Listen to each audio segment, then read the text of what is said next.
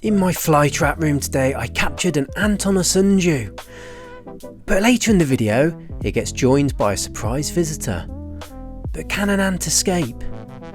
Can it beat the glue? We'll find out. Like many creatures we see on sundews, it uses its mandibles and its mouth parts to chew at the glue, trying to understand its environment and try and find a way of freeing itself. However, this just makes the sundew react more quickly. This particular species of ant is a red ant. It is very likely from the Myrmica group, which are more slender and aggressive than common black ants that we find in the UK. And it uses this aggression against my sundew to try and escape. The longer, slender body are typical of ants that rely more on speed and exploration than numbers. That's why there are not many around. And just this solitary fella on the sundew. The abdomen of the insect and some of the legs are getting more trapped. The sundew reacts, and as you can see, slowly closes in.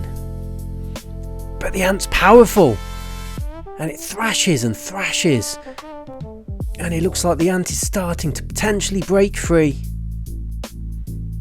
If enough tentacles engage, the plant can begin to curl around the insect over time, but if contact is limited, there's still a chance of escape. And sure enough, the ant manages to find its way to the bottom of the leaf, but there's nowhere to escape to, and he crawls across the surface and back into danger. With all its legs stuck, it gives me the opportunity to zoom in and take some macro detail of this creature. Ants are fascinating specimens under a macro lens.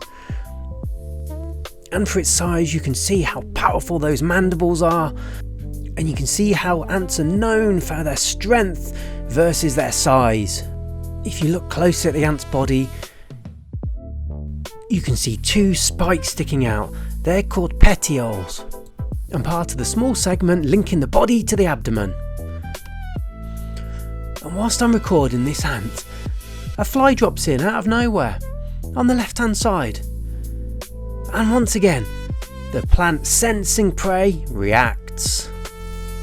The ant has not noticed yet, but the plant closes in and pulls the fly's body to the centre of the trap. Soon the ant notices, and during my time lapse you can see it scrambling over the fly's body, and this allows it to escape, and it actually manages to walk off the side of the sundew, falling to safety, leaving the fly to be consumed by the plant. However, the ant did escape. Back into my fly trap den. Mr. Naked Landscaper.